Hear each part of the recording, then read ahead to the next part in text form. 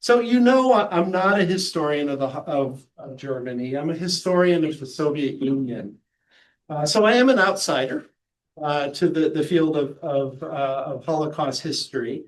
When I would speak, when Myrna was in the audience, I would always say this gave me the right to deflect questions to my senior colleague and eminently more wise colleague, Myrna Goodman. She unfortunately is not here today. But that doesn't mean I haven't thought a great deal about the Holocaust. And in truth, there's a lot of theoretical overlap in the historical literature on Nazi Germany and the Soviet Union. They are joined by the concept of totalitarianism. And totalitarianism is a word that's used a lot. It's probably used too much. It's so overused, I think, that it's become devoid of meaning. But it was coined 60 years ago by two Harvard political scientists to refer to governments like Nazi Germany and Stalinist Soviet Union that had totalizing ambitions.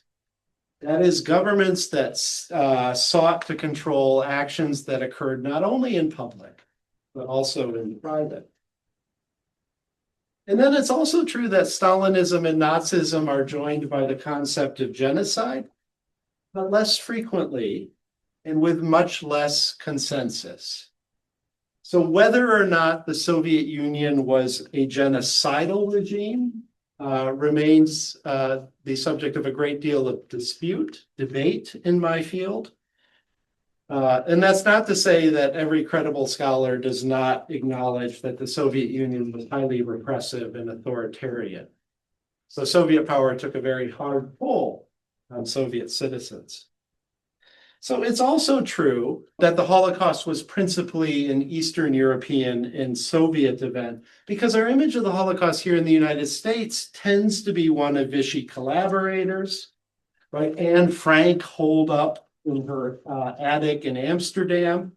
But the vast majority of persons who died in the Holocaust resided in Eastern Europe.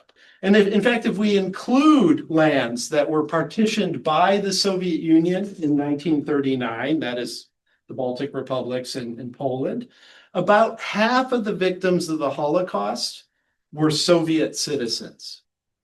So the heartland of European Jewish life, the lands that comprise the old Pale of Settlement in Ukraine, Belarus, Poland, Latvia, Lithuania, these territories were left almost completely devoid of Jews at the end of the war. So I guess that's what qualifies me to speak about the Holocaust. If the Holocaust was, in some sense, a Soviet event. So if I were to ask you what the Holocaust was, I think everyone could answer. Right? Even here at the beginning of our semester, you would say something like, the Holocaust was the event where German soldiers, political leaders, bureaucrats, and their non-German abettors planned and implemented the systematic murder of 6 million Jews and smaller numbers of Roma, Slavs, handicapped persons, homosexuals, communists, Jehovah's Witnesses. So this makes the Holocaust the central event in all of German history. It is the central event in modern European history. It colors our understanding of what it means to be German and European. And it forces us to rethink events as pivotal and as distant in the past as the European Enlightenment, that great philosophic and political awakening that began in the middle of the 18th century and gave us, among other things, the French and the American revolutions. So during that long ago Enlightenment, philosophers and political thinkers, political leaders, tried to apply rational scientific law to the realm of politics. So the Enlightenment produced democracy. More important, it gave us the idea, which no doubt many of us in this room subscribe to, that human existence can be improved and even perfected through politics.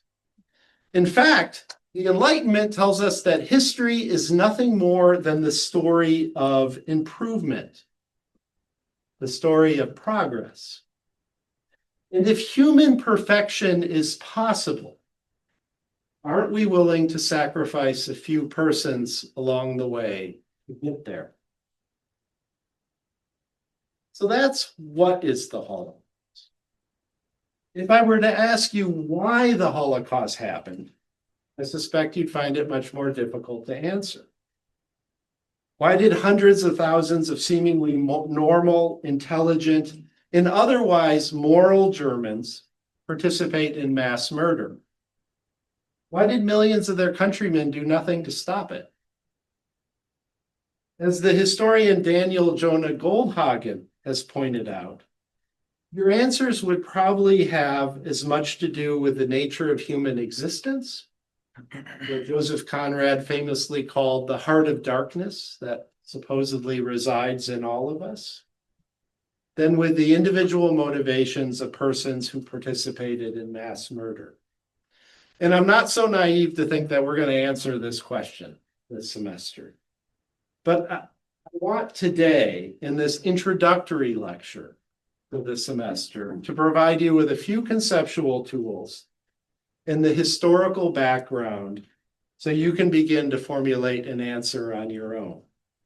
So I'm going to identify 3 structural developments that, in my view, facilitated the Holocaust. Now, that's an important verb, facilitated. That doesn't mean they led directly to the Holocaust, but they kind of set the stage, so to speak. And then I'll move on to the specific circumstances under which the Nazis came to power and how they went about persecuting Jews. And then I'll conclude with some thoughts about the ways historians have tried to grapple with the Holocaust. Okay, so let's begin with my first structural characteristic. And here. So I want to start with anti-Semitism. And I'm cognizant of Yehuda Bauer's warning that anti-Semitism is a stupid term. It supposes that there is a doctrine of Semitism to be opposed to. There is no such thing as Semitism. There is only anti-Semitism. Nonetheless, in its common usage, anti-Semitism refers to animosity toward Jewish people, but not surprisingly to other Semitic people, like the Arabs. In some forms, anti-Semitism is old as Christianity itself. Many verses in the New Testament strike the modern reader as anti-Semitic. They probably reflect tensions between the early Christian movement, that is, Jews that accepted the idea that Christ was the Messiah, and Jews who did not. But much of Christian anti-Semitism hinges on the idea that Jews were responsible for the death of Christ. So according to the book of John, Pontius Pilate, the Roman governor in Jerusalem, was ready to pardon Christ, but he was convinced otherwise by a hostile Jewish crowd. According to the book of Matthew, Caiaphas, the Jewish high priest, helped fabricate evidence against Christ. Although a fuller reading of Matthew suggests that Caiaphas wanted to stave off a possible Roman military response by sacrificing Christ. But nonetheless, as a result, until the 20th century, it was accepted doctrine in the Roman Catholic Church that Jews were responsible for the death of Christ. This alone was often the cause of popular animosity toward Jews. When the plague hit Europe in the middle of the 14th century, there were persistent rumors that it was caused by Jews who had poisoned the water. There were also rumors all across Europe that Jews used the blood of Christian children in their Passover matzahs. Along with Muslims, Jews were targeted by the Crusades during the 11th through the 13th centuries, Jews were objects of the Inquisition. In the 12th and 13th centuries, Jews were repeatedly expelled from France. They were expelled from Spain in 1492. They were expelled from parts of Prussia with a P, the forerunner of the modern German state in the 1700s.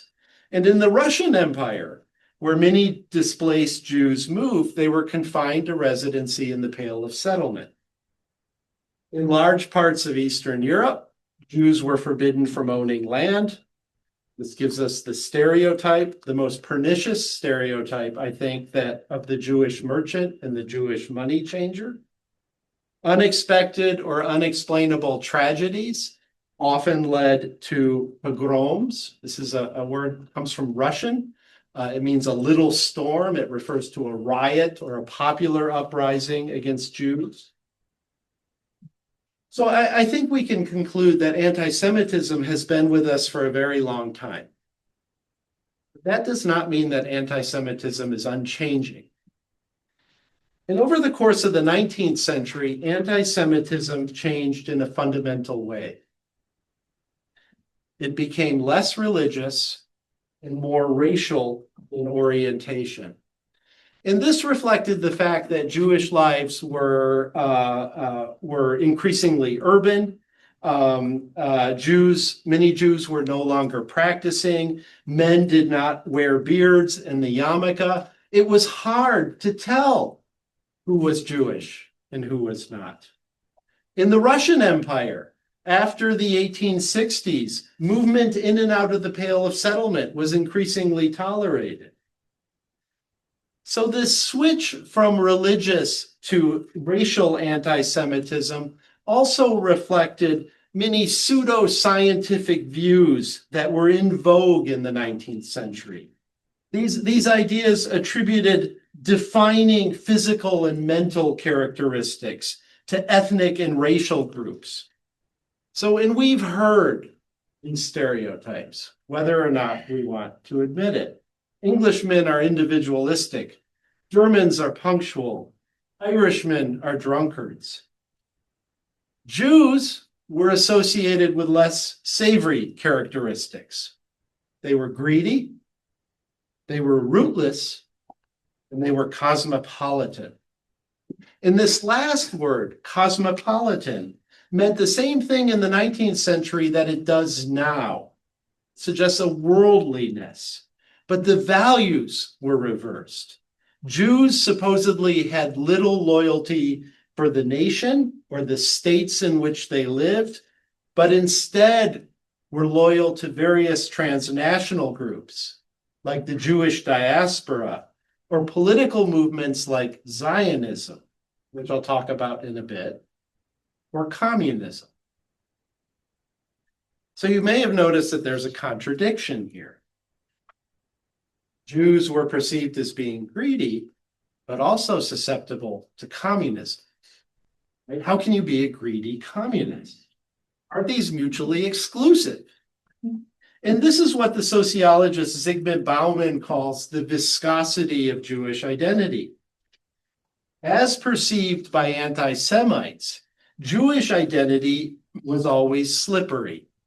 Jews could be arch capitalists, greedy in the extreme, or they could be conniving, atheistic Bolsheviks. And often the same persons held these seemingly contradictory views. Well, I haven't given you an exhaustive list of the indignities Jews have been subjected to throughout the ages, nor is it meant to be an exhaustive list. But I want to underscore a point that the historian Jan Gross makes in his study of the way the Holocaust played out in the Polish village of Jedwabne. Before the Holocaust, Gross argues, anti-Semitism from the perspective of Jews was a lot like a low-intensity, intractable war. Jews, particularly in the East, had to be savvy to survive. A moment's carelessness could lead to an insult that would produce a pogrom. But the point is that a low-intensity war is survivable. In all but a few extraordinary cases, the Holocaust was not survivable. Okay, let's move on. So, the second structural characteristic that contributed to the Holocaust is nationalism. So, nationalism is also a word that's often overused. But it is a doctrine, right? We know that because it ends in ISM. The word that ends in ISM is a doctrine. It's a doctrine that holds that each nation or each national group should have its own state.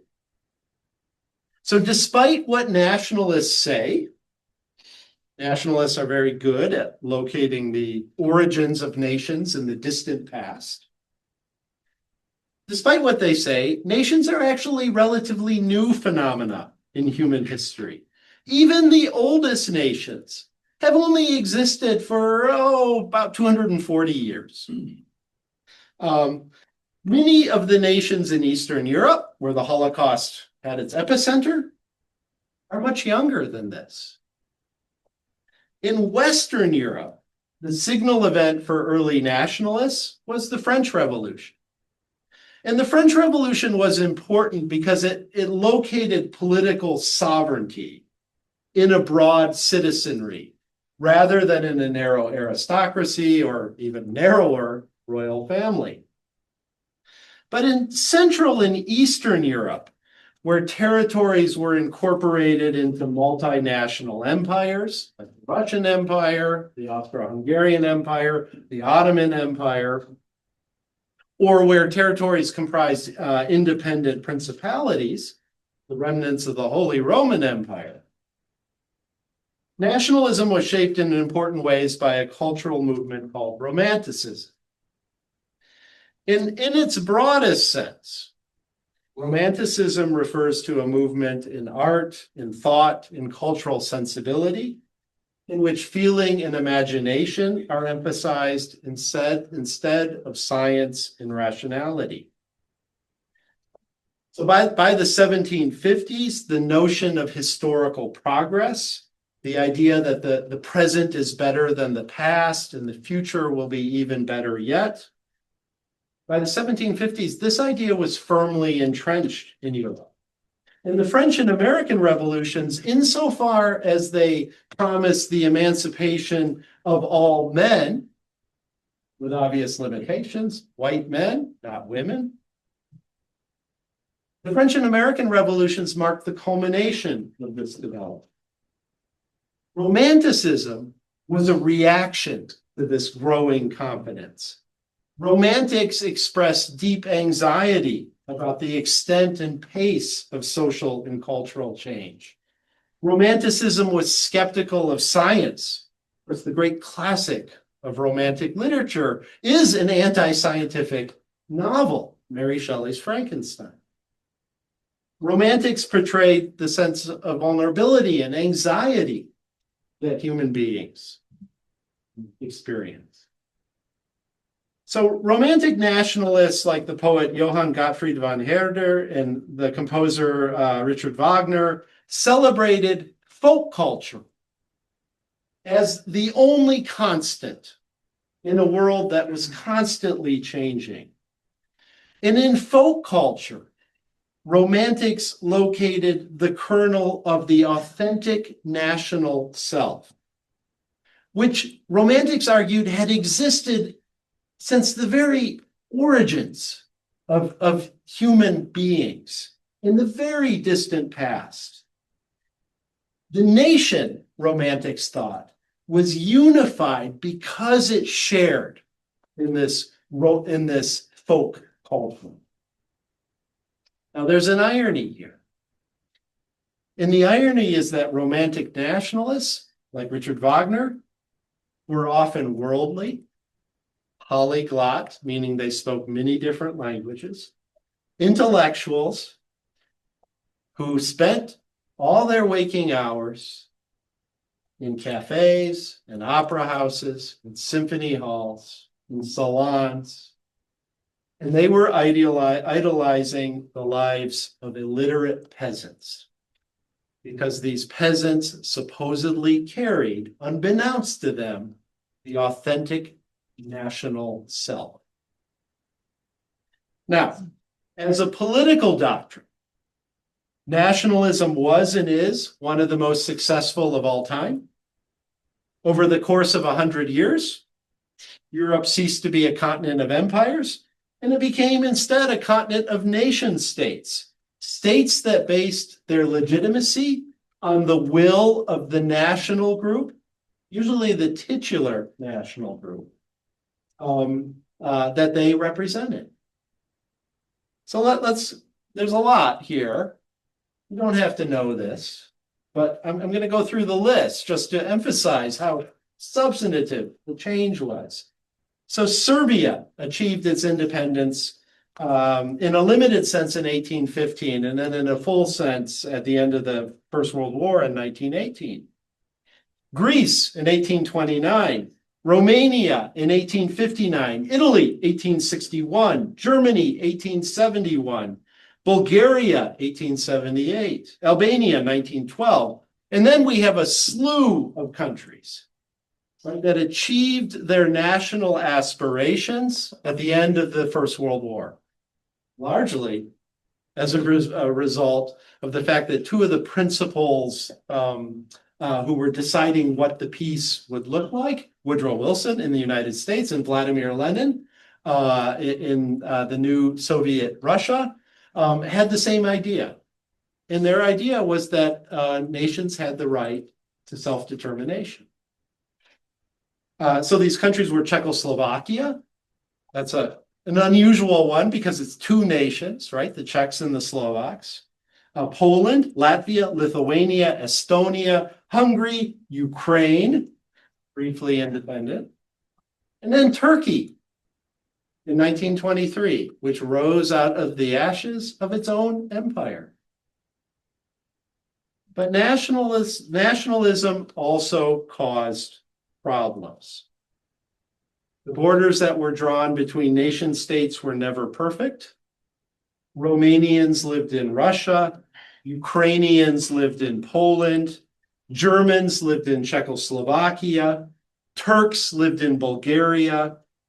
Millions of Europeans lived outside of their titular nation state. And then there were the Jews. The Jews had a nationalist ideology, Zionism, but they had no nation state. And they would not have a nation state until the end of the Second World War. So I'll get to questions at the end, okay? Okay, so here you see percentage of Jewish population. I want to kind of emphasize here just how large the Polish Jewish population was. Okay, go on to militarism. My third structural development that underlay the Holocaust. So after 1870, every major European power maintained a standing army. Every major European power was spending increasing sums of money on weapons production. So between 1875 and 1914, military spending doubled in France. It tripled in Great Britain, in Germany, and in Russia. By 1914, the military accounted for a full 1/3 of all state expenditures. And even by present-day American standards, that's a large amount. On the eve of the First World War, there were some 19 million men and women already in uniform, and military thinking and military values had begun to pervade European society. The technology also spurred the arms race on. In the 1860s, the French introduced the machine gun. New industrial processes made possible the development of far larger and more accurate pieces of artillery. By 1914, the Germans had artillery batteries that could launch a shell 75 miles. In the realm of naval architecture, iron bottoms revolutionized sea warfare. By the early 1900s, a new vessel of unprecedented size had entered European arsenals. The British called it the dreadnought. The Americans called it the battleship. It was essentially nothing more than a floating artillery platform. And then even more ominously, states began to experiment with chemical arms. But I think most importantly, the very idea of violence became culturally acceptable.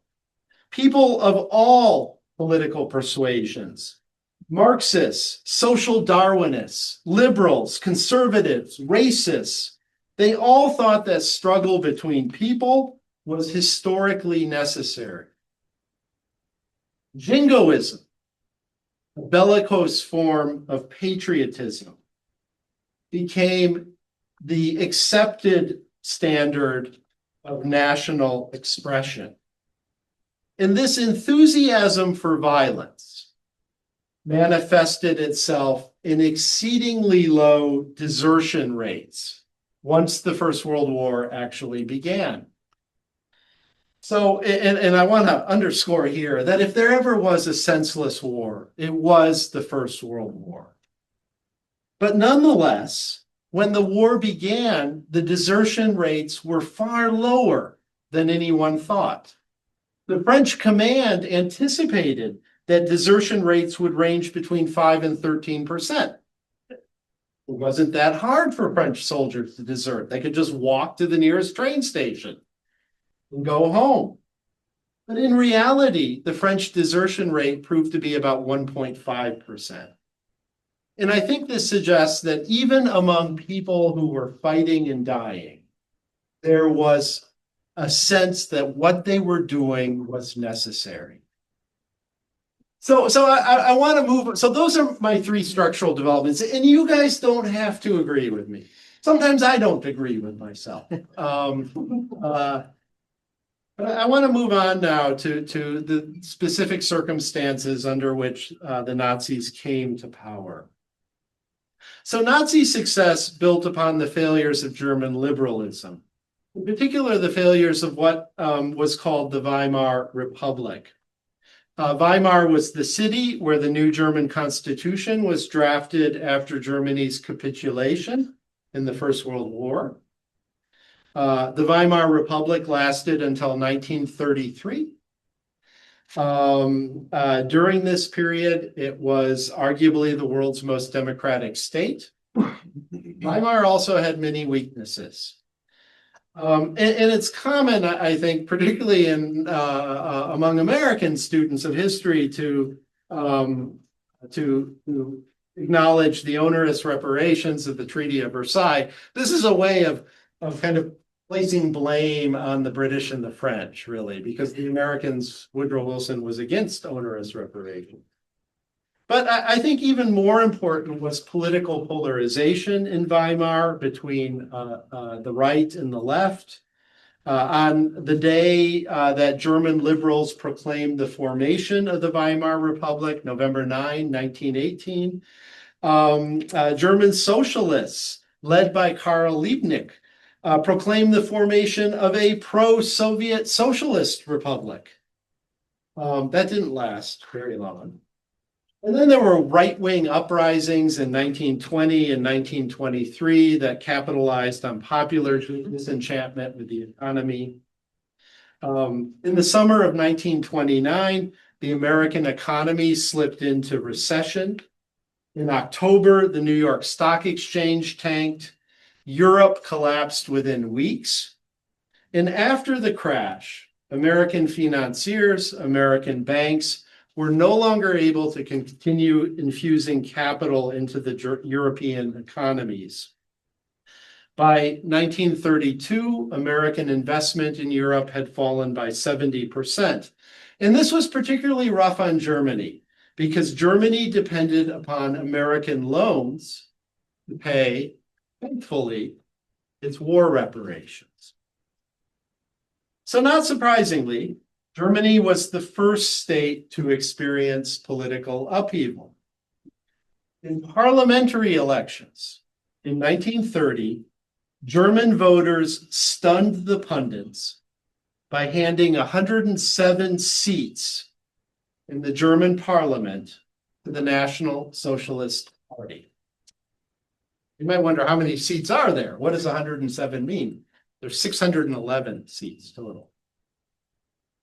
So overnight, the Nazis, as they were called, went from being an inconsequential party to comprising the second largest bloc in the Reichstag. So the Nazis were the prime beneficiaries of this mounting international economic crisis. So we know that the Nazis were led by Adolf Hitler. Hitler was born in Austria in 1889.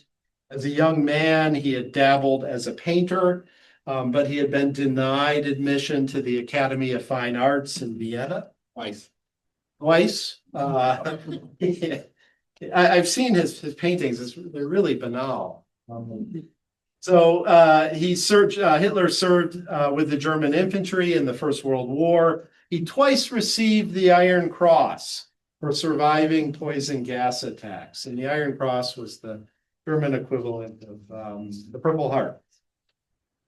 After the war, Hitler joined the Nazi Party. The name National Socialist needs a little explanation. Socialist was not meant to be understood in the Marxist sense, but it reflected the feeling of solidarity that supposedly existed among German veterans of the First World War.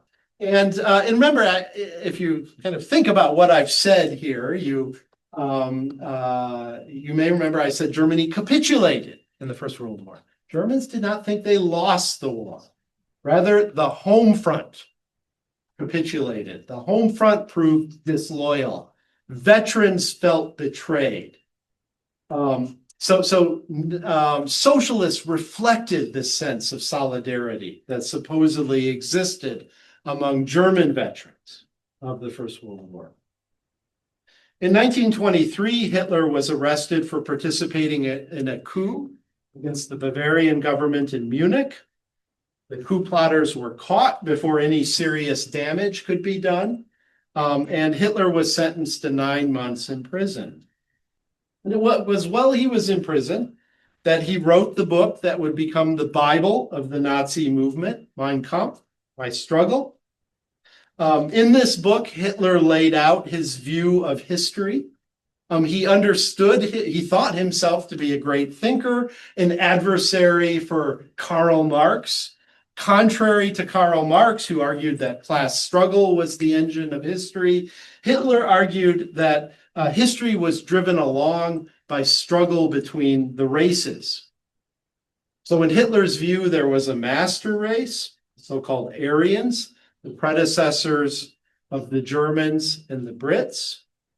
And the Aryans were ordained by God to be the implacable foe of lesser races, particularly Jews and the Slavic people. So according to Hitler, Germany had to adopt an aggressive foreign policy to achieve its historical destiny. He thought that the German army had to conquer essential living space in Eastern Europe. He recognized that this would anger France, Germany's traditional enemy. But he wrongly calculated that Britain would never send troops to the continent to stop it because of this racial solidarity that supposedly existed between the British and the Germans. So these are the core elements of Nazi ideology. We have racial superiority, and we have the need for expansion. And they were present in this book that Hitler wrote while in prison, and they became the basis for future Nazi policies. Hitler came to power in Germany almost by accident. So despite the impressive showing of the Nazis in the 1930 elections, they were still playing second fiddle to the largest party in the country, the Social Democrats. And the Social Democrats were a center-left party. By 1932, the Nazis had become the strongest party in numerical terms, but still far from a majority. They controlled only 230 of 611 seats in the Reichstag.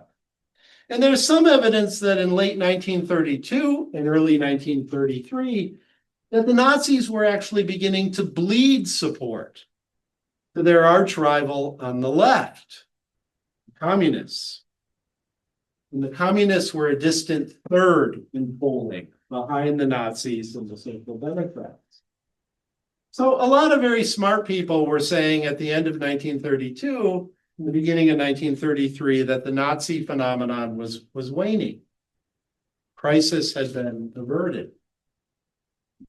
But the Nazi seizure of power, ironically, can be attributed in part to the commitment among German Social Democrats to the creation of a liberal bourgeois democracy. So the German chancellor tried to convince Paul von Hindenburg, a hero of the First World War, the German president, to simply ban the Nazis and the communists at the end of 1932. But Hindenburg refused because he saw it as a violation of one of the core freedoms that the Weimar Republic protected, the freedom of speech and assembly. But clearly something had to be done. Something had to be done to constrain the Nazis. And the solution seemed ingenious at the time, but in retrospect, it backfired.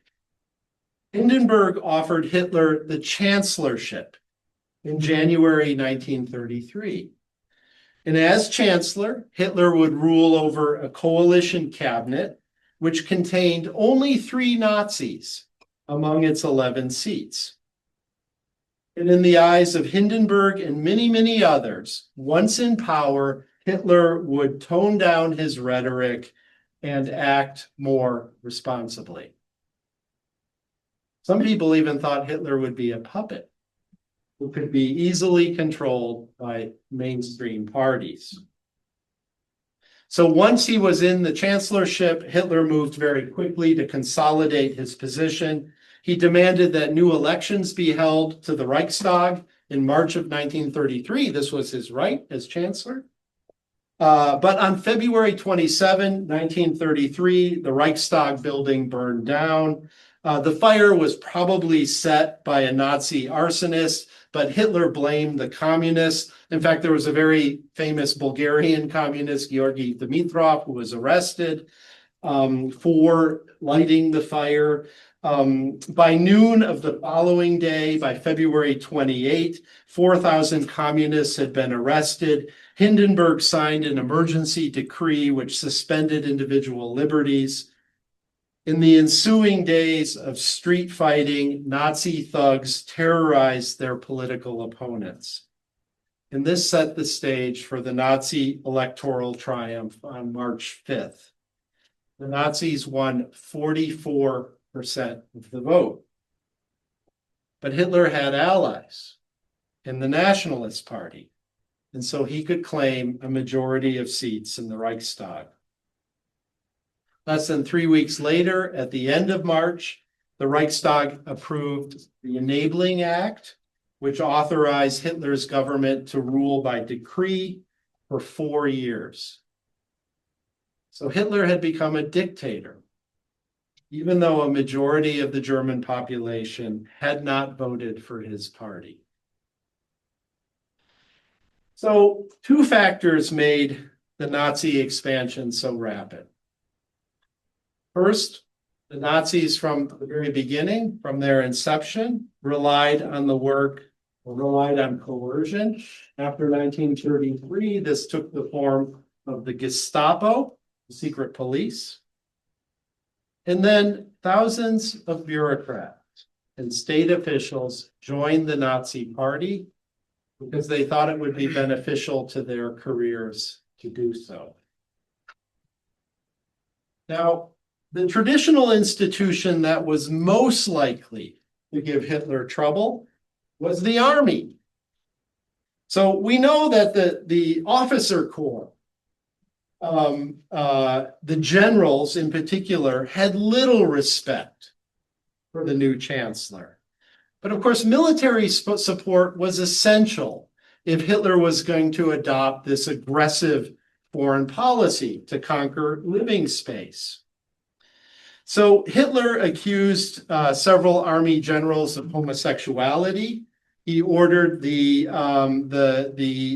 Gestapo to assassinate them on June 30, 1934, in what became known as the Night of Long Knives. When Hindenburg died of natural causes 5 weeks later, Hitler combined the offices of chancellor and president. Now, effective opposition might also have come from the Christian churches. The Nazi electoral triumph in 1933 was made possible by support from Protestant middle-class voters. So that was the typical Nazi voter, Protestant and middle class. However, most Protestant clergymen tried to remain politically neutral, and a very small minority of Protestant clergymen, such as the man you see here, Dietrich Bonhoeffer, organized an active resistance that denounced Nazi racism and totalitarianism. Some 800 Protestant clergymen died in the concentration camps.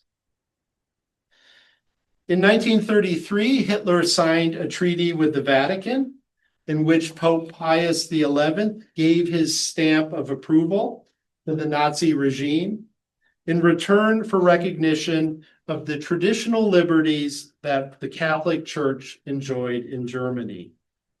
And this were the liberties that Roman Catholics as a religious minority enjoyed in Germany.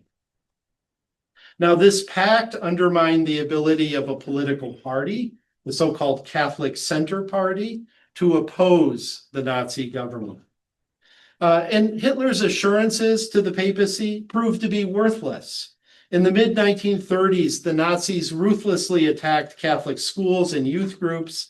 By the time Pope Pius XI decided that the 1933 treaty had been a mistake, he did so in 1937 in an encyclical called With Burning Sorrow. Nazism was firmly entrenched. Now, With Burning Sorrow attacked Nazi totalitarianism, that is, the Nazi desire to control everything. It did not attack Nazi anti-Semitism. So at best, we can say that Pope Pius XI turned a blind eye on the suffering of millions and millions of European Jews. At worst, he actively abetted in the Holocaust by sanctioning anti-Semitism among Roman Catholics. Now, Nazi racism was directed primarily against the Jews. In 1933, after coming to power, Hitler expelled most Jews from state administrative positions. Immigration policy was a powerful tool in the prelude to genocide. A denaturalization law in 1933 allowed the government to revoke the citizenship of any person naturalized between 1918 and 1933. It targeted thousands of Eastern European Jews who had immigrated to Germany, rendering them stateless. 2 years later, the infamous Nuremberg laws denied German citizenship to persons with 2 or more Jewish grandparents. It prohibited marriage and sexual intercourse between Jews and non-Jews. It required Jews to wear the Star of David in public. German towns could refuse residency to Jews. German businesses were forced to fire their Jewish employees. At the same time, the Third Reich encouraged the in-migration of so-called desirable ethnicities, particularly the so-called Volksdeutsch of the Baltic republics and the Balkans. These were ethnic Germans who had migrated to these territories many, many years in the past. Germany's borders were fortified, in part to enforce the Reich flight tax, which amounted to legalized theft from persons who hoped to leave. Nonetheless, by 1938, more than 100,000 Jews had fled abroad, some to Palestine, the Americas, the United Kingdom, Switzerland, but often to places that were later occupied by the Wehrmacht.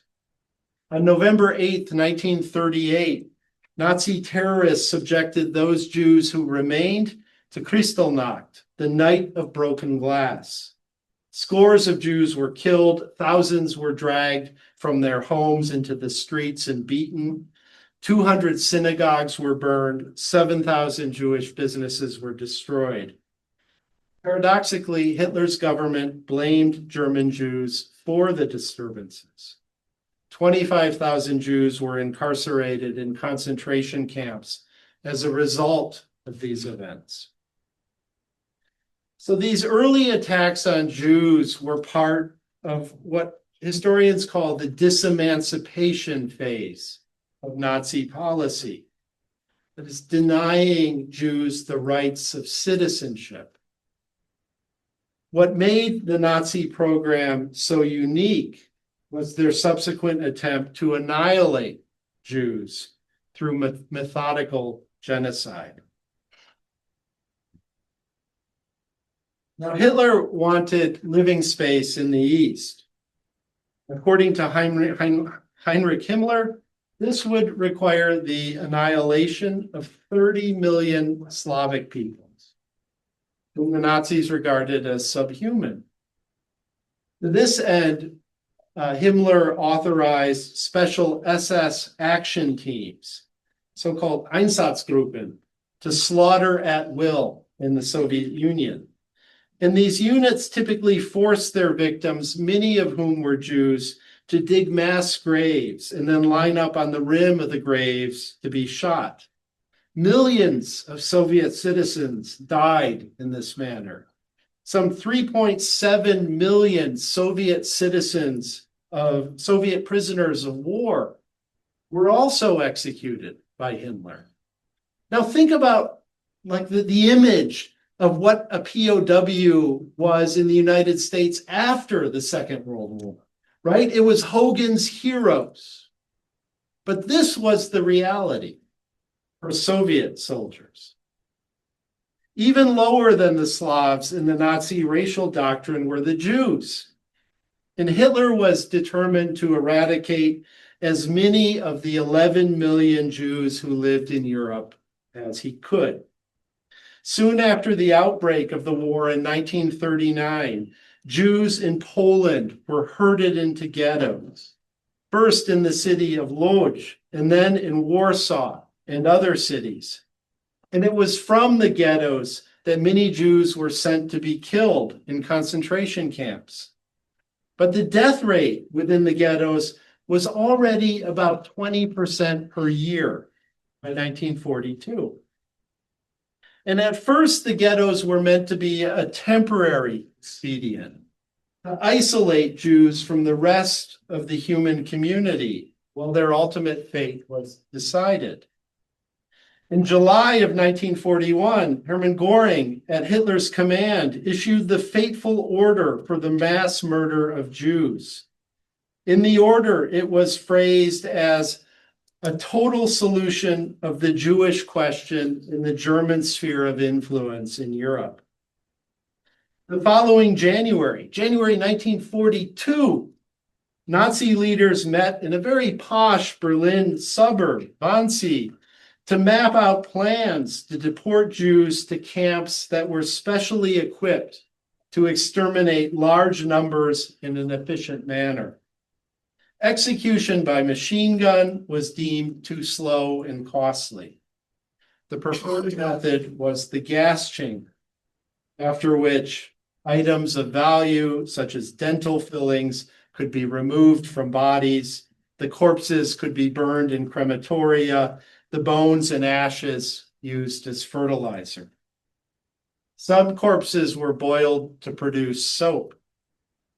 The most notorious of these camps was at Auschwitz in Poland. Auschwitz, pardon the ethnic stereotype, was a model of German efficiency. It was capable of killing up to 12,000 people a day. By the end of the war, Auschwitz alone was responsible for the murder of 2.5 million people in gas chambers and another 500,000 by barbaric treatment. The Nazi plan to exterminate so-called inferior people also included the Roma, Jehovah's Witnesses, homosexuals, the mentally ill. Between 1938 and 1941, the Nazis perfected their gassing technique on 70,000 mentally ill Germans. German scientists perfected a form of cyanide known as Zyklon B, but even at its most efficient, gassing took between 15 and 20 minutes to kill most of its victims. Now, at first, Allied and Jewish leaders were incredulous at the reports of genocide. But even when these reports were confirmed, no effort was made to bomb either the camps or the rail lines leading to them. There were underground church groups, mostly Protestant, that assisted the Jews.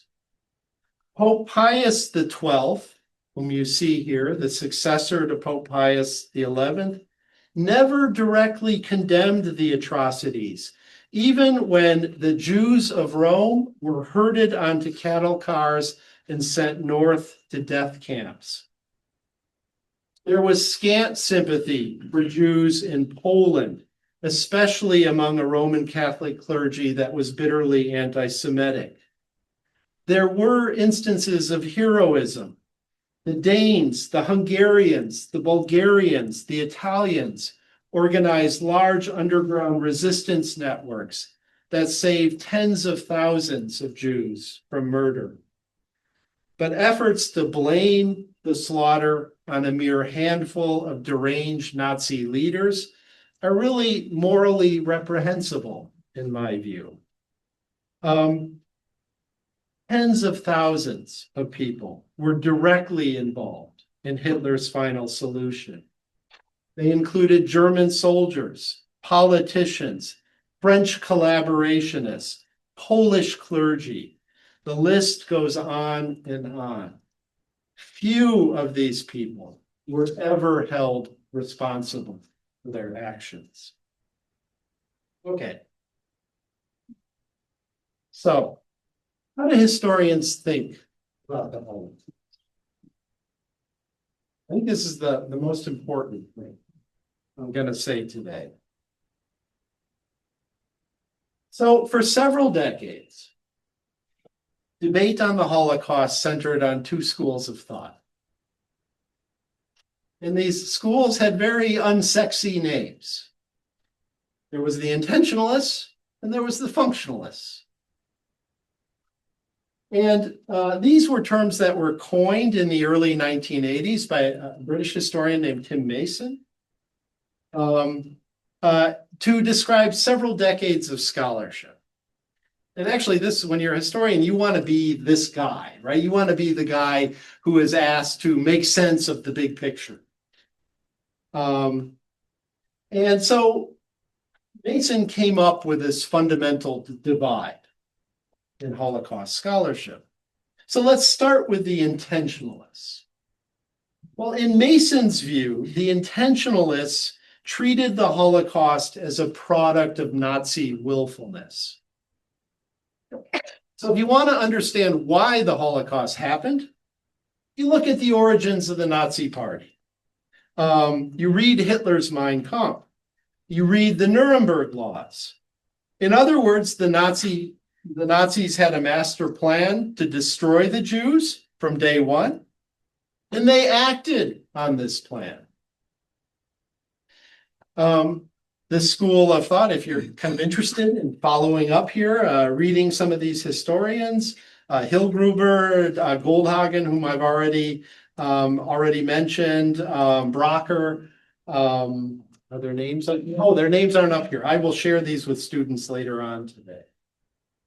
To the contrary, functionalists argue that there was no master plan from day one, even though they recognized the deep anti-Semitism of Nazi leaders.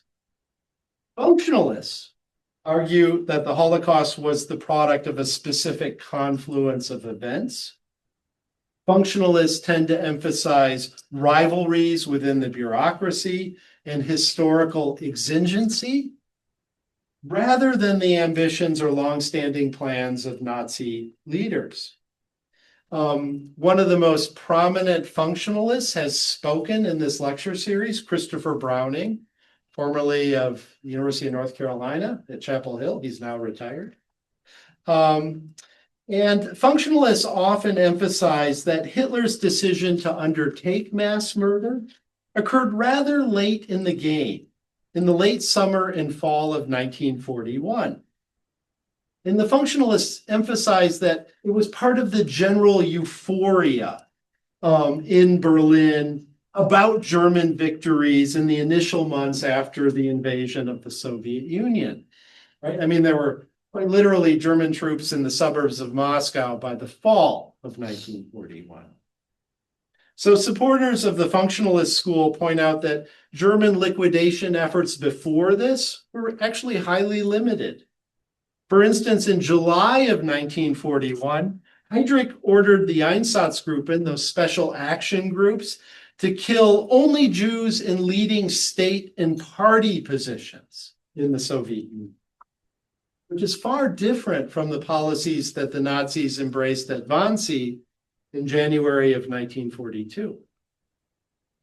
So I think you can see that the functionalist view of the Holocaust is more nuanced, it's more ambiguous. It suggests that the events preceding mass genocide produced their own momentum, and that, as the historian Martin Brozat has argued, they pushed the Nazis into a blind alley where improvisation became far more common than adherence to a plan. And I think historians tend to be naturally skeptical of any one-size-fits-all argument. Historians don't like reducing complex events to simple cause-effect relationships. And for this reason, functionalism has proven to be a far more fertile line of thinking about the Holocaust than intentionalism. It is far more straightforward. Right? Nazis had a plan, they acted on the plan.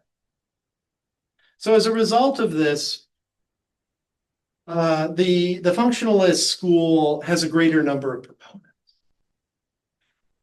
Okay, in the late 1980s, the Holocaust became a prominent issue in West German intellectual life, in the so-called Historikerstreit, the historian's argument.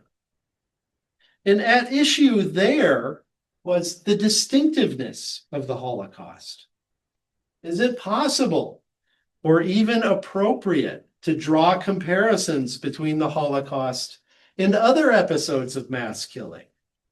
And I want to point out, this is something that this lecture series does very explicitly, right? We draw comparisons.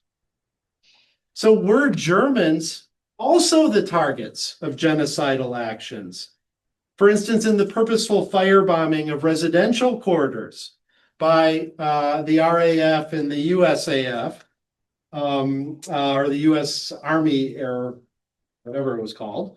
And then there was, at the end of the war, there was the ethnic cleansing of German Silesia in Eastern Prussia. And if the Holocaust was not such an extraordinary event, if these episodes of genocide are relatively common, should subsequent generations of Germans feel guilty about it? In the 1990s, the sociologist Zygmunt Bauman placed the Holocaust within the broader trajectories of modernization. He argued that the Holocaust was the perverse outcome of the underlying characteristics of modern governance, namely the tendency of modern states to cultivate parts of their population which are seen as beneficial and to weed parts of their populations that are perceived as detrimental. Now, according to Bauman, all modern states engage in these activities. They weed and they cultivate through social programs, criminal law, tax codes, immigration policies.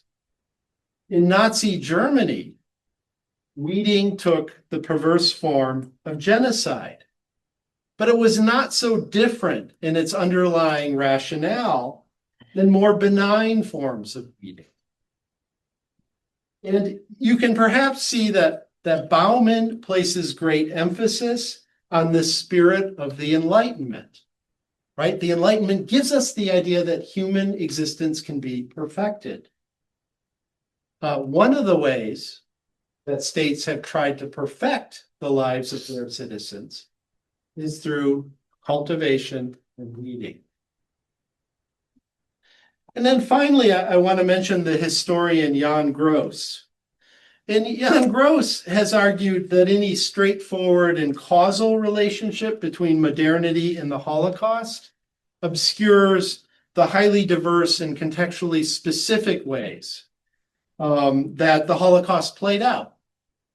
And the object of Gross's study is a village in Poland, Jedwabne. And it was in the Soviet zone of Eastern Poland. So it was that part of Poland which in September of 1939 was occupied by the Red Army as part of the Molotov-Ribbentrop Pact. And then in 1941, it switched to Wehrmacht control, right, when Nazi Germany invaded.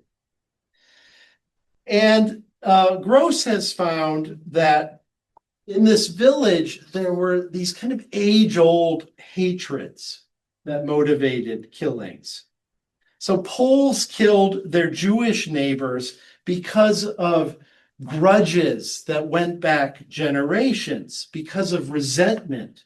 And they used hoes and shovels and sticks, not guns or gas chambers. And well, the killings would not have occurred had German soldiers not been present, right? That was the precipitating event, the German invasion of Eastern Poland. The Germans themselves actually played little role in the killings. In fact, some Jews in Jedwabne escaped the killings by sheltering with German soldiers. And in Gross's formulation, the act of killing produced a demoralization of Jedwabne's Poles. And he wants us to understand this word demoralization very literally, the stripping away of morals, the loss of one's moral compass. And for this reason, many of the perpetrators of the Holocaust in Jedwabne became staunch supporters of Polish-style Stalinism after the Red Army returned in 1944. This is 100% contrary to the way historians have normally couched politics in Eastern Europe in the context of the Second World War. We so often treat Stalinism and Nazism as diametrically opposed. Yet Gross has found that many of the people who bloodied themselves with the killing of Jews actually became supporters of Polish-style communism. Okay, so I'm out of time. I will open it up now to questions, and let me take this off share. Back. Okay, so you can say stuff. Okay. So the same rules apply here. We always open up questions first to students in the class. And if you ask me a hard one, I'll probably just say I don't know.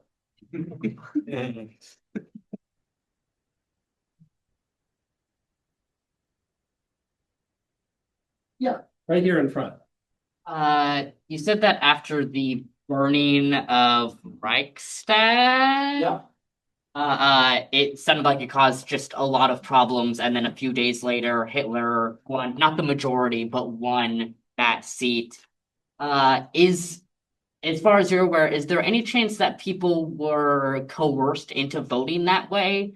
That it's less that people actually believed in that, or that like part of that chaos, a part of like intimidation was that people were forced to vote like that. Okay, well, so I want to first acknowledge that Germany is a big country, right? And so we're talking here about tens of millions of people. And certainly there were people who were coerced, but I think a lot of people who voted for the Nazis in those elections in March of 1933 felt that the country was spinning out of control. Right? And this was the way to restore order. After all, the Parliament building had just burned down, right? And the communists had been blamed. And so this was, there's one party here that promises to restore law and order, and that was the Nazis. Yeah, Riley, did you have your hand up? No, somewhere back there. Yeah, behind Riley. Tell me your name. Gia. Gia. And I just what was the first structural element that facilitated the Holocaust? Okay, so I suggested the big three are anti-Semitism, nationalism, and militarism. Right? Now, none of these leads directly to the Holocaust, right? I mean, that's the thing with history is all of these things exist in other places too, right? And they haven't produced genocide. But in the context of Germany in the 1930s, it produced mass killing.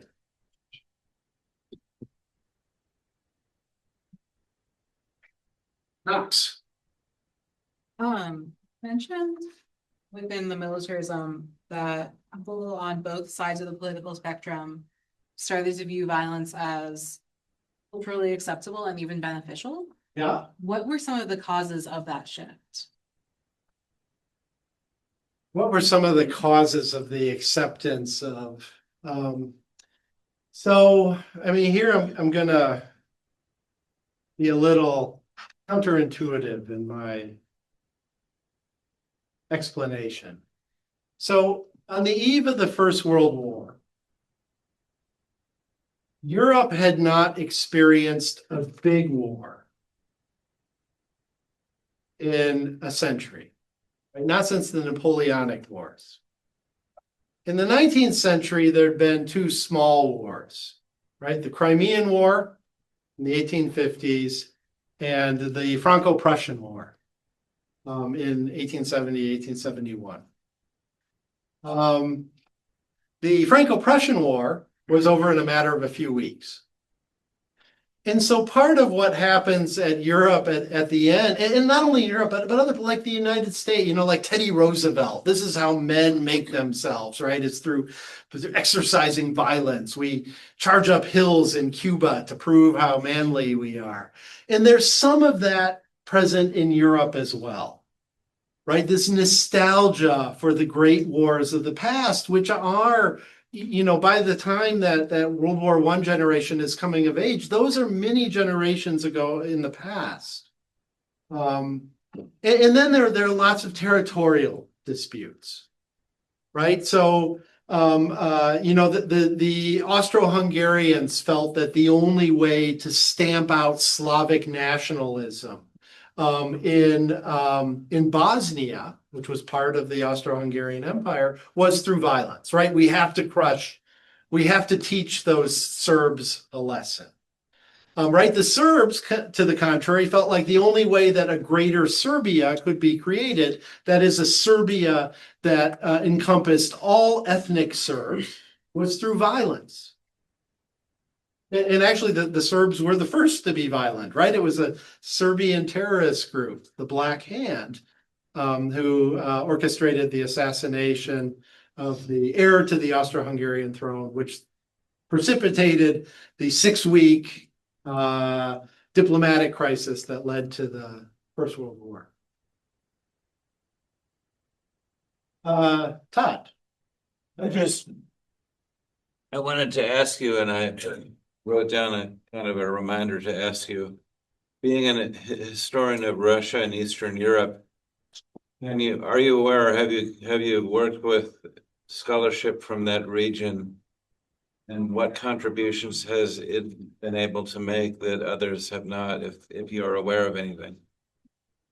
Well, as you know, Todd, we brought in people in this lecture series like Fran Hirsch 2 years ago, who wrote about Soviet involvement in the Nuremberg trials. And so this is becoming a quite active topic of inquiry in the field of Soviet history. Next year, I'm hoping to bring in somebody, a friend of mine from Georgetown, Michael David Fox, who writes about the Holocaust as it played out around the city of Smolensk in the Western Soviet borderlands.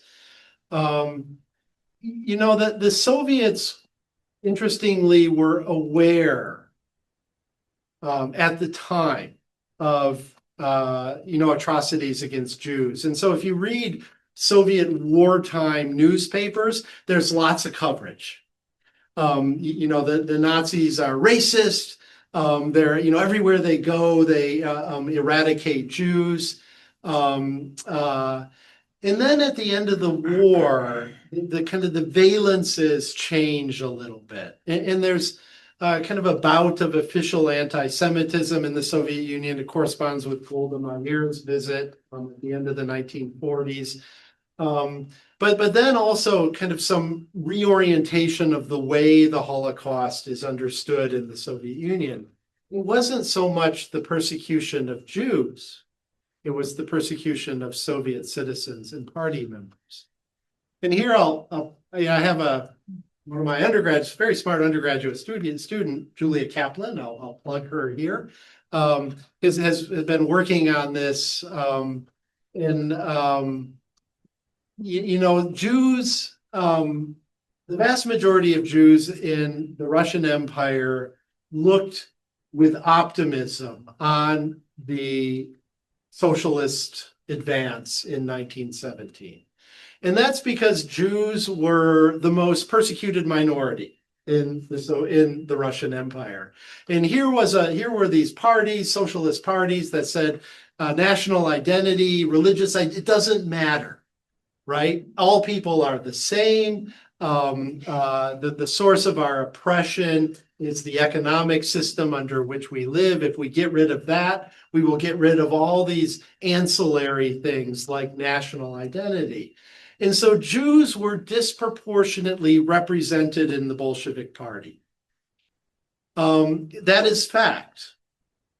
Actually, a lot of early Bolsheviks were aware of this, and they were aware that they kind of ruled over a country with many anti-Semites. And so there were, some very prominent people who argued, well, Leon Trotsky can't be leader of the party because he's Jewish. Is we don't have anything against Jews, but we rule over a country where there are many anti-Semites. And so that fact then becomes kind of intertwined after the Second World War with a kind of evolving Soviet explanation of what happened. So those Jews who died, and again, about half of the 6 million were citizens of the Soviet Union. They were persecuted because they were Soviet citizens, because so many of them were members of the party, were party officials. So many were communists. Right? And so all of the you asked about scholarship, but like a lot of it has kind of focused on these tensions in the Soviet Union. Nonetheless, I'll underscore the big irony, right, which is that the Soviet Union, the communist alternative to Western capitalism, saved Western capitalism from its worst excesses, right? By defeating Nazi Germany in the Second World War.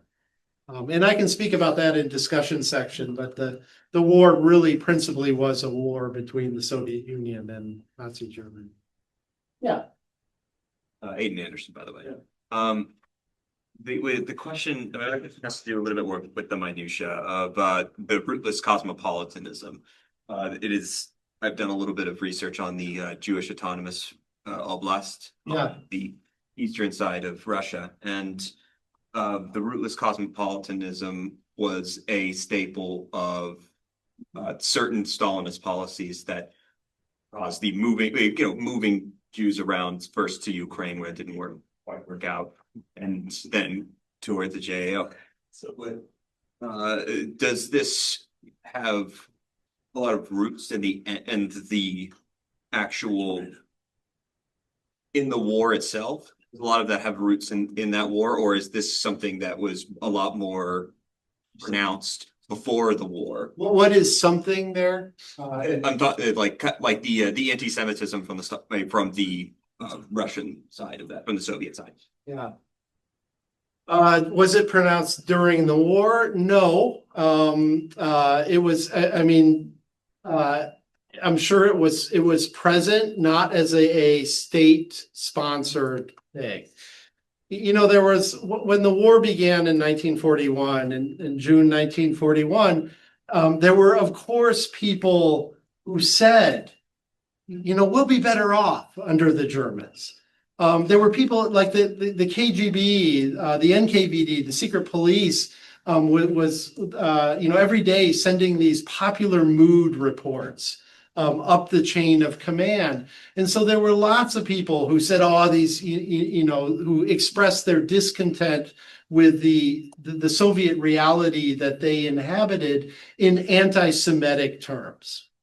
Okay, but it was not, that was seen as odious by state and party, and they would label it. Anti-Semitism is racism. That changes after the Second World War. And why it changes is an object of ongoing inquiry in my field.